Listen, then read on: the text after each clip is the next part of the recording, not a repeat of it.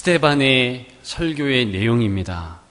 과연 이 스데반은 얼마나 하나님의 은혜가 주어졌길래 이토록 담대하게 돌을 들고 달려오는 이들에게 여유롭고 하나님의 이 깊은 사랑의 내용을 증거할 수 있는가? 그것은 바로 그가 다른 하나님을 붙잡은 것이 아니라 아브라함의 하나님, 특별히 준비하시는 하나님을 붙잡았다. 오늘 이 내용을 이야기하고 있는 줄 믿습니다. 준비하시는 하나님. 그 하나님을 잘 알므로 승리할 수 있었고, 저와 여러분들도 그 하나님을 붙잡으면 승리할 줄 믿습니다. 창세기 22장 1절에 보면 하나님이 아브라함을 시험하시려고 그를 부르시되 아브라함아 하시니 그가 이르되 내가 여기 있나이다. 그렇게 말씀하십니다.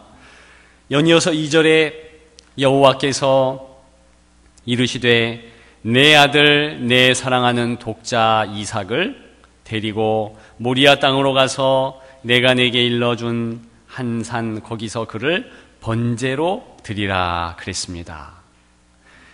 이때 1절에서 창세기 22장 1절에서 이야기한 시험은 마귀가 시험하는 것과 다른 의미입니다.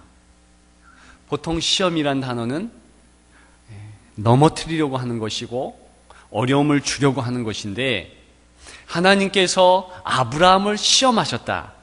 이것은 그 내용이 아니라 어떤 것을 입증하려고, 증명하려고 그렇게 했다는 것입니다.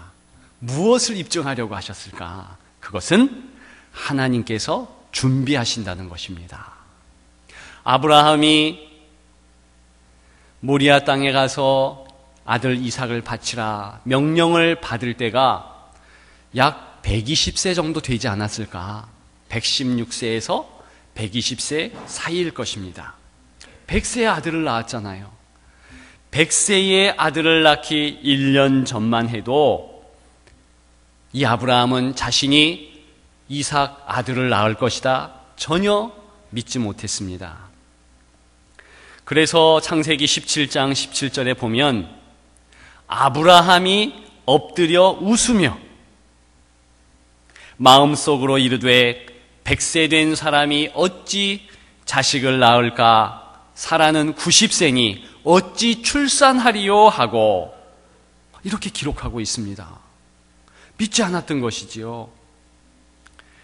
여러분, 정말 믿음에 대해서 이야기하려면 이때 시험하셔야 되는 거예요. 그 당시 99세 요때 될 때 시험해야 우리가 아는 시험을 한다. 그래야지 의미가 되는 것입니다. 그런데 하나님은 시험 안 하셔요. 그때는 안 하십니다. 하나님이 더 준비하시되 특별히 이 아브라함에게 할례하라 명령합니다. 그래서 17장 24절 아브라함이 그의 표피를 벤 때는 99세였고 그렇게 얘기합니다. 99세 때 이 할례의 의례를 행했습니다. 목숨을 걸어야 하는 할례 아니겠습니까? 지금이야 비뇨기과 가서 마취하고 수술대 올라 간단하게 하면 됩니다. 그런데 아브라함 때는 마취할 수도 없고 수술용 칼도 있지 않았습니다. 아브라함의 손자 야곱 시대에 재미있는 이야기가 나오잖아요. 시므온과 레위가 칼을 들고 세겜 남자들을 모조리 처형하는 그런 내용 사건이 나오는데 시므온과 레위가 어떤 것을 이용했는가? 거룩한 백성이 행하는 이 할례를 못되게 이용합니다. 이 세겜 족장의 아들이 자기 누이 디나를 이제 욕보인 것을 알자 가가지고 이야기합니다. 너희들이 우리와 통혼하기 위해서는 할례를 받아야 된다. 그 할례 받게 했어요. 다 할례 받은 후에 아픔으로 누워있을 때 기습 공격을 했잖아요. 다 죽입니다. 얼마나 많은 숫자로 죽였는가? 2명에서 많아봤자 10명이에요. 근데 하물에 그 세겜의 모든 남자들이 꼼짝없이 죽을 만큼 힘든 수술이 할례의 수술이었습니다.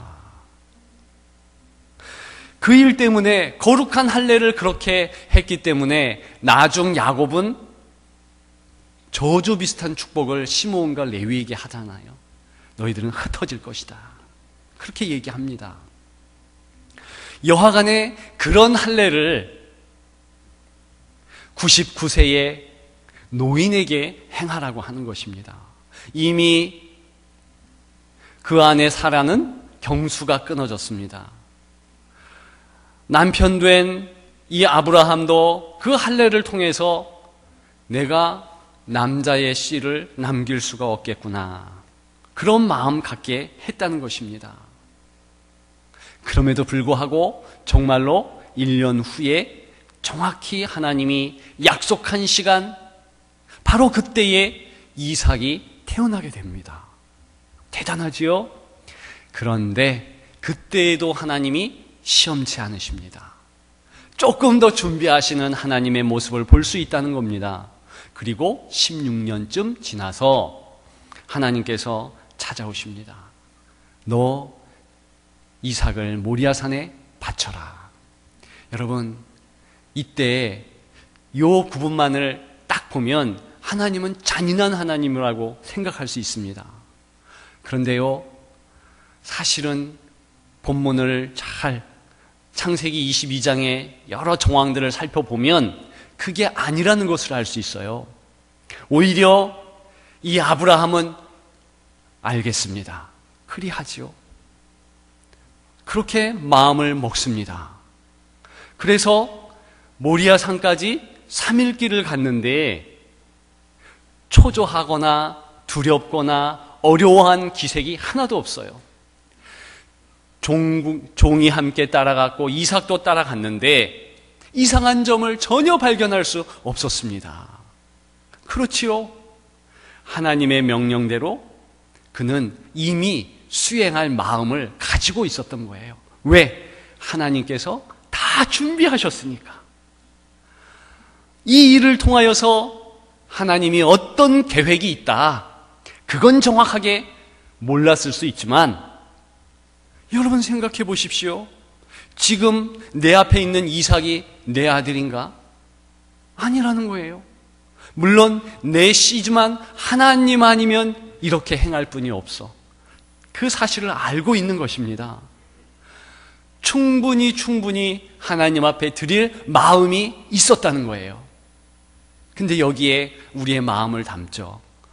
우리는 하나님 잔인하시다, 하나님 이상하시다, 어떻게 아들을 죽이라고 하는가. 그런데요, 히브리서 11장 19절에 보면 이미 아브라함의 마음이 어땠는지 정확하게 묘사하고 있습니다. 그가, 아브라함입니다, 하나님이 능히 이삭을 죽은 자 가운데서 다시 살리실 줄로 생각한지라. 죽어도 산다는 거예요. 누가 처음으로 부활신앙을 가졌는가? 아브라함이라는 겁니다. 그런데 그가 믿음이 좋아서 그게 아니라 하나님이 다 준비하셨다는 거예요. 하나님이 다 행하셨다, 그런 의미를 담고 있는 것입니다. 여러분, 이미 하나님은 이러한 아브라함의 마음을 알고 계셨습니다. 100% 아브라함은 내게 그렇게 할 것이다 알고 있었어요. 바칠 것을 다 하셨지요. 그런데 왜 바쳐야 했습니까? 그 다음 일어나는 일들이 중요하다는 것입니다. 하나님이 준비하시되 특별히 제물된 양까지도 준비하신다. 이걸 사실 더 포인트를 두고 우리가 생각해 돼야 되는 것입니다. 그래서 창세기 22장 13절과 14절에는 이렇게 기록하고 있습니다. 아브라함이 눈을 들어 살펴본 즉 한 순양이 뒤에 있는데 뿔이 수풀에 걸려 있는지라. 아브라함이 가서 그 순양을 가져다가 아들을 대신하여 번제로 드렸더라. 아브라함이 그 땅 이름을 여호와 이레라 하였으므로 오늘날까지 사람들이 이르기를 여호와의 산에서 준비되리라 하더라. 아브라함이 이삭을 이제 번제 위에 올려두잖아요. 칼을 듭니다. 죽이려고 합니다. 그때 여호와의 사자가 그만해라. 이제는 네가 나를 경배하는 줄 안다. 그렇게 얘기해요. 우리는 여호와의 사자가 한 이야기 가운데 이제는 그 말 때문에 하나님 잔인하시다. 이제는 그러면 그 과거에는 몰랐나? 이제는 여호와 경배하는 것을 알겠다. 이렇게 얘기하거든요. 근데 사실 그 뜻은 영어로는 now예요. 지금, at this time, 지금 너의 그 마음, 그 행동 다 알고 내가 수행할 것이다. 그런 의미가 더 강한 것입니다. 무엇을 수행하실까? 바로 수풀의 순양을 준비하신 거예요. 여러분, 어떻게 기가 막히게 바로 그 시간에 어떻게 순양이 거기에 있을까? 그 순양은 마치 레위기 제사장들이 심려를 다해서 준비한 순양과 똑같은 모습으로 하고 있었다는 거예요. 여러분, 이 모리아산이 어떤 산인지 아십니까? 솔로몬의 성전이 세워진 곳이고 나중에 예수님이 십자가에 달려 돌아가신 곳입니다. 여호와의 산에서 준비된 것은 바로 그리스도였다는 거예요. 이 준비된 순양을 통하여서 하나님이 그 제사를 흠량하셨더라. 그러면서 여호와 이레, 하나님이 준비하셨다. 여러분, 하나님이 뭘 준비하셨습니까? 예수 그리스도의 오심을 이미 준비하시는 겁니다. 여호와 이레 그러면 예수 그리스도 같이 연결돼야 되는 거예요. 여러분, 스데반이 그 사실을 알았을까요? 알았습니다. 알았기 때문에 준비하시는 하나님께서 아브라함을 통해서 준비하시는 그 모습을 보여주셨고, 이제 야곱을 통해서, 요셉을 통해서 16절까지 쭉 그렇게 얘기하시는 그 내용의 결론이라는 겁니다. 스데반이 이것을 알았기 때문에 담대히 나아가고 있는 것입니다. 스데반조차도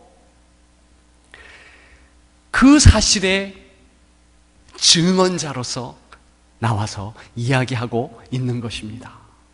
우리가 깜짝 놀랄 것은 이 스데반이 누구입니까?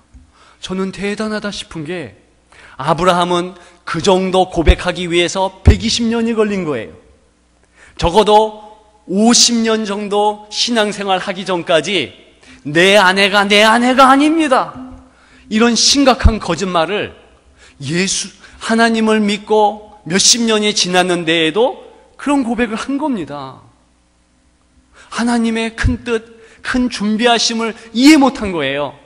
그런데 비로소 120살 정도 되었을 때 70년, 80년 신앙생활 한참 한 이후에 이런 고백을 할 수 있는데, 여러분, 이 스데반은 과연 얼만큼 예수를 믿어 하나님의 백성이 되었을까? 예수님 공생애에 과연 얼만큼 예수님을 보았을까? 못 볼 수도 있습니다. 성령의 충만함 받은 오순절 마가다라빵을 경험한 이후에 그 다음에 얼마 지나지 않아 이 사건이 기록되는 것이고, 첫 초대교회의 순교의 제물을 이 스데반을 통해서 하나님 받으시는데, 과연 스데반이 어떤 사람이길래 이러한 큰 은혜를 받을 수 있는가? 예수 믿은 5년이나 되었을까? 3년이나 되었을까? 그런데 이것이 가능한 것은 성령 충만함으로. 그래서 이분은 그 스데반의 행적들을 보게 되면 6장에 뭐라고 기록하냐면 은혜와 권능이 충만하더라 그랬습니다. 은혜와 권능은 예수님에게 이제 돌려졌던 그런 단어들이에요. 스데반이 그 단어를 가지고 있는 거예요. 스데반이 움직이면 표적과 기사가 있어요. 스데반이 움직이면 예수 그리스도의 은혜를 나타내요. 권세가 있어요. 그래서 나중에 죽을 때에도 마치 예수님이 가상칠연의 마지막을 장식한 저들의 죄를 용서하소서 한 것과 같이 저들을 용서하소서 스데반의 입술로 그 폭포수 같은 예수님의 은혜가 쏟아져 나왔다는 것입니다. 이게 대단하다는 거예요. 그리고 이 스데반은 너무나 담대하게 하늘을 우러르면서 그 얼굴은 천사와 같이 변했고 마치 큰 성에 입성하는 개성장군과 같이 하나님 나라 승리하며 나아갔더라. 그 하나님의 영광을 본대요. 그리고 예수님이 하나님 우편 보좌에서 계신 것을 보았는데 앉아 계신 모습이 아니라 벌떡 일어나신 모습을 보았다는 것입니다. 과연 아브라함이 그 모습을 보았을까? 아니, 아브라함이 아니라 모든 성경의 위인들이 그 모습을 보았는가? 아니요. 여러분, 기가 막힌 것은 이렇게 하나님 나라로 장렬하게 입성하는 모습, 스데반만 유일합니다.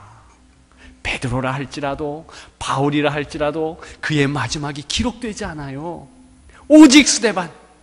여러분, 이것은 예수님을 그대로 나타내는 족적인데 이게 하나님의 준비하심이라는 겁니다.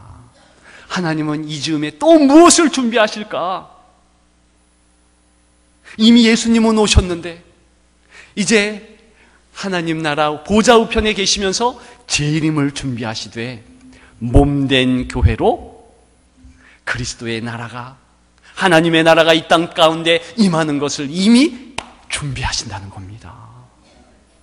이게 대단한 거예요. 그래서 지금 이 스데반의 죽는 모습을 누가 물끄러미 보고 있는가? 사도 바울이에요. 사도 바울이 그가 죽는 것을 당연히 여기더라. 사도행전 8장 1절에 기록했는데 이 사람이 이제 얼마 지나지 않아 다메섹에서 꼬꾸라지는데 예수님을 만나는데 예수님이 기가 막힌 내용을 이야기하십니다. 어찌하여 내가 나를 박해하느냐? 박해한다는 거예요. 한 번도 예수님 대면에서 개인적으로 말 섞은 적이 없는데 박해했다는 거예요. 그건 무슨 얘기입니까? 스데반, 그 안에 계신 예수 그리스도, 성령을 통해서 임재한, 영으로 임재한 예수 그리스도의 역사하심이 이제는 스데반에게, 이제는 베드로에게, 요한에게, 초대교회의 각 성도들에게 임하셔서 편지하시며 하나님의 놀라운 구원의 사역을 예수 이름의 능력으로 나아가게 했다는 것입니다. 그것을 1번으로 지금 스데반이 행한 거예요.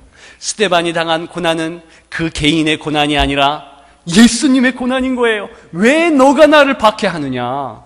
저와 여러분들이 이제 그리스도를 믿고 나아가는 데 있어서 우리들에게 있는 어려움, 시험, 환난, 근심, 걱정, 모든 것은 내 걱정이 아닌 거예요. 이제는 그리스도의 걱정이 된 것입니다. 이게 주님이 성령을 통해서 주신 하나님의 은혜인 줄 믿습니다. 그리고 초대교회의 놀라운 구원의 역사를 주기 위해서 이 사도 바울 준비하신 거잖아요. 그리고 초대교회의 은혜를 폭포수와 같이 내려주시잖아요. 이것이 스데반 이 순교의 기점을 통해서 나아갔다. 스데반은 실은 본인이 순교의 제물로 나아간다, 이것을 이미 알았고 그랬기 때문에 자의로 순교의 자리로 간 것입니다. 그 정황이 정확하게 나오고 있어요. 여러분, 이제 말씀을 마치려고 합니다. 오늘 본문을 보다가 저는 토마스 선교사님이 생각났어요. 이 토마스 선교사님은 처음으로 우리나라에 복음을 증거한 사람이에요. 그런데 대동강을 타고 오는데 그가 내리자마자 박충건이라는 이 한 병사에 의해서 죽었어요. 예수 믿으세요? 말 한마디 못했습니다. 제가 작년에 그를 파송했던 교회를 가본 거예요. 영국의 웨일즈 지역에 있는 그 교회를 가봤더니 엄청난 그 당시의 역사 장면들, 기도했던 성도들의 그 사진과 기록들이 다 벽면에 붙어 있더라고요. 그 토마스 선교사님이 죽으니까 그 토마스 선교사님의 아버지 목사님, 그가 막 통곡 치면서 운 거예요. 성도들도 같이 운 거예요. 우리가 이토록 기도했는데 왜 저 아이를 죽게 하십니까? 25살밖에 안 됐으니까. 그런데 3년 전에 그 부인도 중국에서 먼저 죽었거든요. 하나님 왜 이런 어려움을 우리에게 주십니까? 이해할 수 없었어요. 정말 10년, 20년 이해할 수 없었어요. 그런데 토마스 선교사가 죽은 바로 그 현장, 칼을 들고 창을 들고 그를 죽였던 이 사람이 박충건 병사인데, 그가 나중에 한 글을 남기게 됩니다. 이 사람이 평양도 안주교회의 영수가 돼요. 영수는 장로나 안수집사, 그 정도 직위입니다. 이분이 뭐라고 간증을 하냐? 내가 서양 사람을 죽이는 중에 한 사람, 토마스 선교사입니다. 죽인 것은 내가 지금 생각할수록 이상한 감이 있다. 내가 그를 찌르려고 할 때에 그는 두 손을 마주 잡고 무슨 말을 한 후 기도했죠. 그때 기도했습니다. 붉은 배를 입힌 책을 가지고 웃으면서 나에게 받으라 권하였다. 여러분, 지금 창을 가지고 찌르려고 하는 그에게 웃으면서 갔다는 거예요. 그러면서 나에게 받으라 권했다. 그러므로 내가 죽이기는 하였으나 이 책을 받지 않을 수가 없어서 받아왔노라. 여러분, 이 박충건이가 그렇게 영수, 안수 집사님, 장로님 이렇게 되고 그 조카가 예수 믿게 되고 그 일가가 다 구원받아요. 놀라운 것은 마페 선교사님이 오시기 전에 평양은 이미 그들에 의해서 세례받을 수 있는 사람들이 많아졌다는 거예요. 그래서 훗날 마페 선교사님은 그러한 내용을 보고 깜짝 놀랍니다. 그리고 마페 선교사가 기도했어요. 주여, 토마스 선교사의 순교의 피가 헛되지 않았군요. 여러분, 이것이 조선, 저와 여러분들의 이 땅에 있었던 선교의 역사입니다. 여러분, 이 피값 때문에 우리가 예수 믿고 구원받는 거예요. 여러분, 스데반이 그렇게 내가 어린 양으로, 내가 그리스도를 대신한 양으로 이삭이가 살아가고 순양이 그렇게 죽었던 것 같이 내가 순교의 피가 되었구나, 그걸 알았던 것입니다. 여러분, 우리의 나아감은 다 예수 그리스도의 피의 흔적으로 나아가는 줄을 믿습니다. 그것을 기억하시고 우리가 주님의 흔적으로 산다, 여호와 일의 하나님의 은혜가 우리에게 있다, 그것을 기억하고 승리하는 저와 여러분들 되기를 주님의 이름으로 축원합니다.